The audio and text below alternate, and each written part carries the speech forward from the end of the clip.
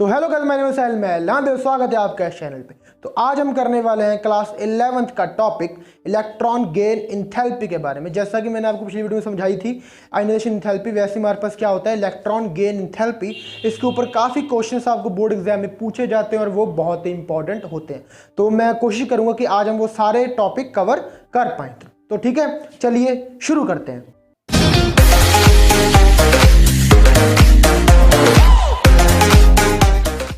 तो देखो जी, आज हमारे पास टॉपिक है electron gain enthalpy. First of all देखो इलेक्ट्रॉन गेन एंथैल्पी होता क्या है, जैसा कि आपको इसके नाम से क्लियर है। इलेक्ट्रॉन गेन एंथैल्पी वो एंथैल्पी या वो एनर्जी जो रिलीज होती है जब हम किसी एटम में इलेक्ट्रॉन को क्या करते हैं, ऐड करते हैं, या जब कोई एटम इलेक्ट्रॉन को गेन करता है उस टाइम जो एनर्जी रिलीज होती है उसको हम क्या कहते हैं, इलेक्ट्रॉन गेन एंथैल्पी। ठीक है, जैसे आयनाइजेशन एंथैल्पी में क्या था कि हम इलेक्ट्रॉन को बाहर निकालना चाहते थे तो हमें एनर्जी उसको प्रोवाइड करनी पड़ती थी। वैसे ही जब हम इलेक्ट्रॉन को अंदर ऐड करना चाहते हैं तो हमें एनर्जी रिलीज होती है हमारे पास। ठीक है, तो देखो जी, ये हमारे पास है डेफिनेशन। तो इलेक्ट्रॉन गेन एंथैल्पी हमारे पास क्या होती है, it is defined as the amount of energy release when the electron added to the isolated gaseous atom. जब हम गैसियस एटम में इलेक्ट्रॉन को ऐड करते हैं तो क्या होता है, हमारे पास कुछ अमाउंट ऑफ एनर्जी रिलीज होती है, उसको हम क्या कहते हैं, इलेक्ट्रॉन गेन एंथैल्पी। एग्जांपल ले लीजिए कि मान लो हमारे पास कोई ए एटम है जी, गैसियस स्टेट में है, उसमें हमने एक इलेक्ट्रॉन को ऐड कर दिया तो क्या होगा, वो हमारे पास बन जाएगा जी ए नेगेटिव, और हमारे पास यहाँ कुछ अमाउंट ऑफ एनर्जी रिलीज होगी जिसको हम क्या कहेंगे, HEG। ठीक है जी, हमारे पास कुछ अमाउंट ऑफ एनर्जी यहाँ रिलीज होगी जिसको हम क्या कहेंगे, HEG। और देखो ये जो हमारे पास HEG है, ये हमारे पास क्या है, ये हमारे पास है जी इलेक्ट्रॉन गेन एंथैल्पी।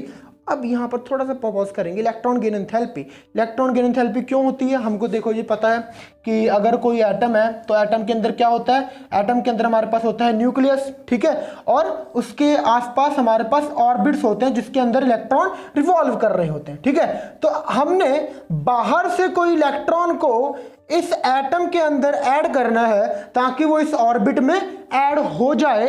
तो हमें क्या करना, तो हम उसको जब ऐड करेंगे तो क्या होगा, देखो जी, जब ये इलेक्ट्रॉन अंदर जाएगा तो इस इलेक्ट्रॉन में और इस न्यूक्लियस में क्या होगा, फोर्स ऑफ अट्रैक्शन आ जाएगी। इसका मतलब क्या होगा, जब ये फोर्स ऑफ अट्रैक्शन स्टैब्लिश होगी तो हमारे पास कुछ अमाउंट ऑफ एनर्जी रिलीज होगी जिसको हम क्या कहते हैं, इलेक्ट्रॉन गेन एंथैल्पी। अब यहां पर मैं आपको थोड़ा बताऊंगा ये बात। इलेक्ट्रॉन गेन एंथैल्पी हमारे पास क्या होती है, जो एनर्जी जो हमारे पास एनर्जी बाहर आएगी। हमको पता है कि भाई जब एनर्जी रिलीज होती है तो हमारे पास जो एनर्जी होगी इसकी वैल्यू क्या होगी, नेगेटिव होगी। आपको पता होगा जब भी कोई एक्सोथर्मिक रिएक्शन होती है तो हमारे पास एनर्जी क्या आती है, नेगेटिव आती है। बट इलेक्ट्रॉन गेन एंथैल्पी के केस में क्या होता है, इलेक्ट्रॉन गेन एंथैल्पी हमारी नेगेटिव भी हो सकती है, पॉजिटिव भी हो सकती है और जीरो भी हो सकती है।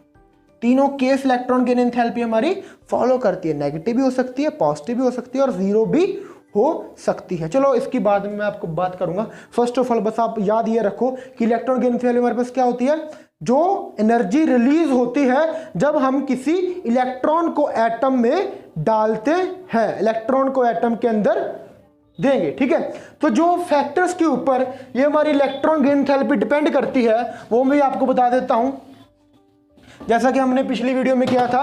तो जो इसके फैक्टर हैं जी, नंबर 1 जिसका फैक्टर है वो हमारे पास होता है जी न्यूक्लियर चार्ज। न्यूक्लियर चार्ज के ऊपर हमारी इलेक्ट्रॉन गेन एंथैल्पी डिपेंड करती है। कैसे डिपेंड करती है जी, ये डायरेक्टली प्रोपोर्शनल होती है हमारी electron gain enthalpy nuclear charge के। मतलब क्या है कि जितना हमारे पास न्यूक्लियस के ऊपर चार्ज होगा उतनी ही हमारे पास ज्यादा अमाउंट की एनर्जी रिलीज होगी, जितना ज्यादा हमारे पास चार्ज होगा। ठीक है जी, मतलब देखो जितना न्यूक्लियर चार्ज है तो क्या होगा, उतनी ही ज्यादा इलेक्ट्रॉन को अट्रैक्शन फील होगी। अगर ये हमारे पास कोई एटम है, इसके अंदर कोई न्यूक्लियस है, इसकी पावर बहुत ज्यादा है, अगर इसकी पावर ज्यादा है तो क्या होगा, ये इलेक्ट्रॉन को, जो इलेक्ट्रॉन इनकमिंग है, जो आ रहा है इलेक्ट्रॉन बाहर से, उसको बहुत ही ज्यादा अमाउंट की फोर्स से अपनी तरफ खींचेगा, जिसके कारण स्टेबिलिटी ज्यादा होगी और एनर्जी भी ज्यादा रिलीज होगी। तो न्यूक्लियर चार्ज के डायरेक्टली प्रोपोर्शनल हमारी क्या है, इलेक्ट्रॉन गेन एंथैल्पी। ठीक है जी। तो हमारा सेकंड पॉइंट देखो क्या है, सेकंड पॉइंट वही जी हमारा साइज के ऊपर। ठीक है, साइज ऑफ एटम, जितना हमारा साइज होगा, जितना बड़ा साइज होगा उतनी कम हमारे पास इलेक्ट्रॉन गेन एंथैल्पी होगी। ठीक है जी। जितना ज्यादा, अब देखो तो आपको होगा सर ऐसे कैसे होगा, तो देखो ध्यान से एग्जांपल लेते हैं हम। मान लो मेरे पास एक छोटा एटम है और एक मेरे पास बड़ा एटम है, मतलब साइज में बड़ा है। ठीक है, इसका न्यूक्लियस यहां पर, इसका न्यूक्लियस यहां पर है। अब देखो क्या होगा, जो इलेक्ट्रॉन बाहर से आ रहा है शेल के अंदर, जो इलेक्ट्रॉन बाहर से आ रहा है यहां पर, तो देखो जी जितना साइज छोटा है, जितना साइज स्मॉल है, उतना ही इस न्यूक्लियस और इलेक्ट्रॉन के बीच में जो डिस्टेंस है वो कम है। जितना डिस्टेंस कम होगा उतनी ज्यादा अट्रैक्टिव फोर्स होगी, जितनी ज्यादा अट्रैक्टिव फोर्स होगी उतनी ज्यादा ही एनर्जी हमारे पास रिलीज होगी। ठीक है, जितने इलेक्ट्रॉन दूर होगा उतनी ही फोर्स कम होगी अट्रैक्शन वाली, जितनी फोर्स कम होगी उतनी ही एनर्जी भी कम रिलीज होगी। इसका मतलब क्या है जी, जो साइज ऑफ एटम होता है वो इनवर्सली प्रोपोर्शनल होता है इलेक्ट्रॉन गेन एंथैल्पी के ऊपर। ठीक है जी।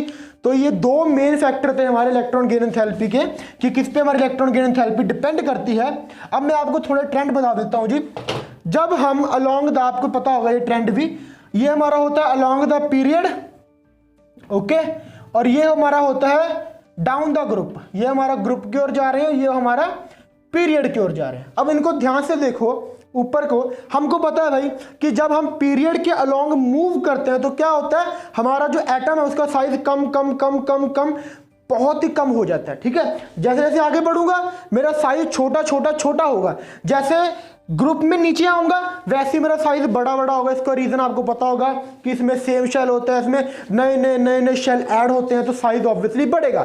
अब ध्यान से देखो, जैसे पीरियड में मूव करेंगे साइज छोटा होगा, साइज छोटा होगा तो क्या होगा, इलेक्ट्रॉन गेन एंथैल्पी जा, बिकॉज ये तुम्हारे पास क्या है, इनवर्सली प्रोपोर्शनल है ना। जितना साइज छोटा उतनी इलेक्ट्रॉन गेन एंथैल्पी ज्यादा, उतनी ज्यादा अमाउंट की एनर्जी हमारे पास क्या होगी, रिलीज होगी। ठीक है, अब डाउन द ग्रुप में क्या होता है, डाउन द ग्रुप में जो हमारा साइज होता है वो थोड़ा ज्यादा होता है, ज्यादा बढ़ जाता है। क्यों, क्योंकि नंबर ऑफ शेल हमारे बीच में ऐड होते रहते, जिसके कारण अगर साइज बढ़ेगा तो क्या होगा, साइज ज्यादा, इलेक्ट्रॉन गेन एंथैल्पी कम, उतनी ही कम एनर्जी हमारे पास यहां पर रिलीज होती है। ठीक है जी। तो ये हमारी थी इलेक्ट्रॉन गेन एंथैल्पी। अब मैं आपको 2-3 क्वेश्चंस करा देता हूं इसके ऊपर, जो आपको जनरली पूछे जाते हैं।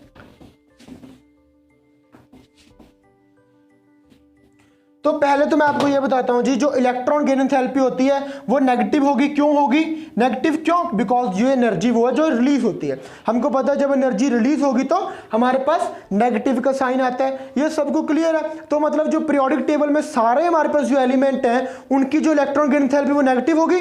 आप कहोगे सर हाँ नेगेटिव ही होनी चाहिए, क्यों, बिकॉज इलेक्ट्रॉन गेन एंथैल्पी तो होती ही नेगेटिव है। बट नहीं, बहुत सारी हमारे पास एग्जांपल ऐसी हैं जिसमें हमारी इलेक्ट्रॉन गेन एंथैल्पी 0 भी होती है और किसी किसी में हमारी पॉजिटिव भी होती है। तो पहले हम केस कर लेंगे जी 0 वाला। तो 0 इलेक्ट्रॉन गेन एंथैल्पी हमारे पास किस किस की होती है, मोस्टली इसकी हमारे पास एग्जांपल है जी बेरिलियम, मैग्नीशियम और नाइट्रोजन। ये जो 3 कंपाउंड है, एक कंपाउंड और होता है फास्फोरस। ये जो 3 कंपाउंड ये जो 4-5 कंपाउंड है, ये जो 4-5 हमारे पास एटम है, इनकी जो इलेक्ट्रॉन गेन एंथैल्पी होती है वो 0 होती है। वो 0 क्यों होती है, देखो ध्यान से। बेरिलियम एटॉमिक नंबर कितना होता है, बेरिलियम का हमारे पास 4 होता है एटॉमिक नंबर। एटॉमिक नंबर 4, अगर मैं इसकी कन्फिग्रेशन लिखूं तो क्या आएगी हमारे पास 1s2 2s2। तो देखो जी क्या है इसका जो ये शेल है वो कंप्लीटली फिल्ड है। ऑब्वियसली आगे जो 2p है वो खाली पड़ा है, बट इसका अगर ये शेल देखें तो क्या है, ये शेल हमारा कंप्लीटली फिल्ड है। अगर मैग्नीशियम की बात करूं तो मैग्नीशियम का एटॉमिक नंबर बस क्या होता है, मैग्नीशियम का एटॉमिक नंबर पास होता है जी 12।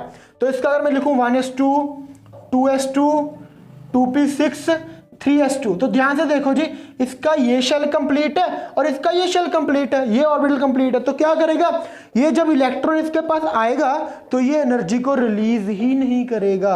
ये कहेगा कि भाई मुझे जरूरत नहीं है, मैं आराम से बैठा हूं, मुझे बिल्कुल भी इलेक्ट्रॉन को गेन करने की कोई भी जरूरत है ही नहीं। अब एग्जाम्पल ले तो मान लो कि कोई हमारे पास बहुत ही अमीर आदमी है, ठीक है। अगर कोई अमीर आदमी है तो अगर हम उसको 100 रुपया देंगे, अगर हम उसको पैसे देंगे तो क्या वो लेगा? वो क्या करेगा? वो कहेगा नहीं भाई मेरे पास ऑलरेडी इतने पैसे हैं तो मैं तेरे 100 रुपया क्यों लूँ, तेरा आसान क्यों लूँ, ठीक है ना। तो वैसे इन देखो इन एटम के पास क्या होता है, इनके ऑलरेडी शेल फील्ड होते हैं, तो इनको इलेक्ट्रॉन गेन करने की जरूरत ही क्या है? बिकॉज जब इलेक्ट्रॉन गेन करेंगे तो इनको अपनी एनर्जी रिलीज करनी ही पड़ेगी, ठीक है। तो ये हमारा केस है जी। मैं नाइट्रोजन की अगर मैं बात करूँ तो नाइट्रोजन एटॉमिक नंबर 7 होता है हमारे पास, 1s2 2s2, तो ये हमारे पास होता है 2p3, ठीक है। ये हमारे पास हाफ फील्ड है, ठीक है। और आपको पता है जी हाफ फील्ड और फुली फील्ड दोनों स्टेबल कॉन्फ़िगरेशन होती हैं। इलेक्ट्रॉन कोई गेन तभी करता है भाई जिसको जरूरत होगी, जिसको जरूरत ही नहीं है वो क्यों लेगा, ठीक है। अगर आप किसी को पैसे दे रहे हो, अगर उसके पास पैसा ही बहुत ज्यादा है वो आपसे पैसा क्यों लेगा? वो कहेगा भाई मुझे पैसे की जरूरत ही नहीं है तो मैं एनर्जी रिलीज करूंगा ही नहीं, ठीक है जी। तो ये होगी हमारी जीरो एंथैल्पी की बात। अब हम बात करते हैं पॉजिटिव की। तो देखो जी कई एटम्स में क्या होता है कि हमें इलेक्ट्रॉन को देने के लिए खुद एनर्जी लगानी पड़ती है, ठीक है। देखो इलेक्ट्रॉन गेन एंथैल्पी क्या है, इलेक्ट्रॉन गेन क्या एनर्जी निकली तो नेगेटिव साइन आ गया। जीरो भी देख लिया चलो कि जीरो एनर्जी तब होगी जब कंप्लीटली फील्ड या हाफ फील्ड होगा, बट पॉजिटिव कब होगी? तो पॉजिटिव तब होगी भाई जब हम खुद बाहर से एफर्ट लगा रहे हैं ताकि इलेक्ट्रॉन अंदर चला जाए। इलेक्ट्रॉन को हम खुद डालना चाहते हैं एटम में, एटम कह रहा है मुझे कोई जरूरत नहीं है इलेक्ट्रॉन की। तो ये जो पॉजिटिव है ये ज्यादातर हमारी नोबल गैसेज है जो शो करती हैं जी। नोबल गैसेस जो होती हैं उनकी electron gain enthalpy mostly positive value होती है उनकी, ठीक है। पॉजिटिव वैल्यू होने का कारण क्या आपको पता है जी? नोबल गैसेस की जो जनरल कॉन्फ़िगरेशन होती है वो कौन सी होती है? वो होती है जी NS2 Np6। तो ये कह रहे हैं भाई हम तो रज्जे पुज्जे हैं, हमें कोई भी जरूरत नहीं है इलेक्ट्रॉन की, हमें इलेक्ट्रॉन नहीं चाहिए, बट हमें फिर भी चाहते हैं कि भाई तू इलेक्ट्रॉन ले। तो क्या कहेंगे? ये कहेंगे कि चलो ठीक है तू मुझे इलेक्ट्रॉन देना चाहता है तो वहां दूर रख जा इलेक्ट्रॉन, मुझे इलेक्ट्रॉन की जरूरत नहीं है, वहां रख जा दूर, ठीक है। तो हम क्या करेंगे, जो इलेक्ट्रॉन होगा ना उसके अगले शेल में जाएगा जो खाली पड़ा होगा, बट ये एनर्जी रिलीज नहीं करेगा। क्यों? इसको कोई अट्रैक्शन फील नहीं हो रही इस इलेक्ट्रॉन से। ये कहेगा अगर तूने इलेक्ट्रॉन रखना है तो दूर रख जा, तो तेरा ही एफर्ट है, तूने रख के जाना है, मुझे जरूरत नहीं इलेक्ट्रॉन की, ठीक है। तो ये होता है यहां पर अपनी जरूरत को ही आदमी काम करता है ना। अगर एटम को इलेक्ट्रॉन की जरूरत है तो कहेगा आजा आजा इलेक्ट्रॉन आजा, मैं एनर्जी रिलीज करूंगा, बट जब उसको जरूरत नहीं तो वो क्यों का काम करेगा? वैसे ही नोबल गैसेस का फंडा है।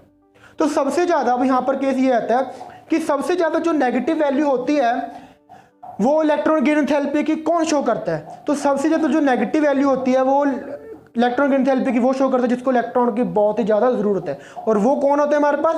हैलोजन होते हैं। आपको पता है जी halogen required only 1 electron to complete their shell. उनको अपना शेल या ऑर्बिट कंप्लीट करने के सिर्फ 1 इलेक्ट्रॉन चाहिए, मतलब स्टेबिलिटी के लिए। मतलब वो इतना डेस्परेट होते हैं कि जहां मर्जी से इलेक्ट्रॉन आ जाए मैं एनर्जी रिलीज कर दूंगा, मैं खुश हो जाऊंगा। तो जो हैलोजन्स होते हैं उनकी जो वैल्यू है वो सबसे ज्यादा होती है, सबसे ज्यादा नेगेटिव होती है, सबसे ज्यादा नेगेटिव होती है। आई होप, मुझे लगता है आपको ये टॉपिक समझ आ गया। मैं आपको थोड़ा हैलोजन्स के ऊपर एक क्वेश्चन करा देता हूं, तो पहले वो देख लेते हैं हम। हैलोजन्स का क्वेश्चन एक, तो यहां पर देखो जी हैलोजन्स, आपको पता है जी फ्लोरीन होता है, उसके में क्या होता है? क्लोरीन होता है, उसके बाद हमारे पास ब्रोमीन, देन आयोडीन होता है। तो पर आप देखो फ्लोरीन के नीचे है क्लोरीन, मतलब हम डाउन द ग्रुप जा रहे हैं। जो फ्लोरीन है उसका साइज छोटा है, क्लोरीन का साइज बड़ा है। बट जब हम वैल्यू फाइंड करते हैं इलेक्ट्रॉन गेन एंथैल्पी की, तो जो क्लोरीन है ना, क्लोरीन की वैल्यू फ्लोरीन से ज्यादा आती है इलेक्ट्रॉन गेन एंथैल्पी में। ये कैसे? हमने तो अभी पढ़ा है ट्रेंड की, जिसकी साइज ज्यादा होगा उसकी इलेक्ट्रॉन गेन एंथैल्पी कम होगी। इन्वर्स रिलेशन होते हैं दोनों, बट ये फंडा कैसे हो रहा है? ये क्वेश्चन आपको पूछा जाता है एग्जाम में कि भाई why the fluorine have less electron gain enthalpy than chlorine. क्योंकि फ्लोरीन का साइज छोटा है, इसकी ज्यादा होनी चाहिए, बट क्लोरीन की ज्यादा होती है। इसका कारण देखो क्या होता है, इसका कारण ये होता है कि भाई जो फ्लोरीन का साइज बहुत ही स्मॉल है, बहुत ही ज्यादा स्मॉल है। ज्यादा स्मॉल अगर मैं फ्लोरीन कॉन्फ़िगरेशन लिखूं तो क्या होगी? F की एटॉमिक नंबर 9 होता है, 1s2 2s2 एंड 2p5, ठीक है, यही है ना हमारे पास। तो इनका जो साइज है ना इतना स्मॉल है, इतना स्मॉल है कि जो इसके ऑर्बिट्स में इलेक्ट्रॉन पड़े होते हैं ना, जो ये इसके ये इलेक्ट्रॉन पड़े हुए हैं, देखो जो इसके आखिरी शेल में इलेक्ट्रॉन पड़े होते हैं, इनमें क्या होता है? इनर रिपल्शन शुरू हो जाती है। ठीक है, इनमें इनर रिपल्शन शुरू हो जाती है, एक दूसरे को रिपेल करना शुरू कर देते हैं। अब जब ये रिपेल कर रहे हैं इलेक्ट्रॉन, तो अगर हम कोई नया इलेक्ट्रॉन ऐड करेंगे तो क्या करेंगे, ये उसको भी क्या करेंगे, रिपेल करेंगे। ये ऑलरेडी रिपल्शन कर रहे हैं तो दूसरे इनकमिंग इलेक्ट्रॉन को भी क्या करेंगे, ये उसको भी रिपल्शन ही करेंगे। दैट्स व्हाई जब हम फ्लोरीन में इलेक्ट्रॉन को ऐड करते हैं तो उस इलेक्ट्रॉन को ज्यादा फोर्स फील नहीं होती। अगर फोर्स फील नहीं होगी तो ज्यादा एनर्जी वो रिलीज भी नहीं कर पाएगा। But in the case of chlorine, तो क्लोरीन में तो कोई फंडा ही नहीं है। क्यों? बिकॉज क्लोरीन का साइज थोड़ा सा बड़ा होता है ना, तो उसमें इनर रिपल्शन टेक प्लेस करते ही नहीं है। जब रिपल्शन टेक प्लेस नहीं करेंगे तो जो इनकमिंग इलेक्ट्रॉन उसको पूरा सम्मान मिलेगा, पूरी फोर्स मिलेगी। जब वो इलेक्ट्रॉन अंदर आ जाएगा तो lot of amount of energy release होगी। क्लोरीन होगा खुश कि भाई मुझे एक इलेक्ट्रॉन चाहिए था और मेरी कॉन्फ़िगरेशन स्टेबल हो गई है। तो क्लोरीन ज्यादा अमाउंट ऑफ एनर्जी रिलीज करता है, ज्यादा नेगेटिव वैल्यू रिलीज करता है फ्लोरीन से। ठीक है, मैं आपको वैल्यू बता देता हूं कितनी होती है क्लोरीन की। क्लोरीन की हमारे पास वैल्यू होती है 348 और इसकी वैल्यू हमारे पास होती है 324। इतना फर्क होता है हमारे पास इनकी वैल्यू, सॉरी 327। तो इतना फर्क होता है हमारी इनकी वैल्यू में, नेगेटिव है दोनों जी है। ठीक है, इतना फर्क होता है हमारा दोनों की वैल्यू में। क्लोरीन की इतनी ज्यादा वैल्यू होती है। ठीक है, तो ये हमारा था जी इलेक्ट्रॉन गेन एंथैल्पी का टॉपिक। आई होप आपको अच्छा लगा होगा टॉपिक। अगर वीडियो अच्छी लगी तो उसको शेयर कीजिए, चैनल को सब्सक्राइब करे बिना नहीं जाना है। ठीक है, और फ्यूचर में मैं आपको ऐसी वीडियो डालता रहूंगा। अगर आपको कोई और टॉपिक चाहिए तो आप कमेंट में मुझे बता सकते हैं। ठीक है जी, thank you, have a nice day.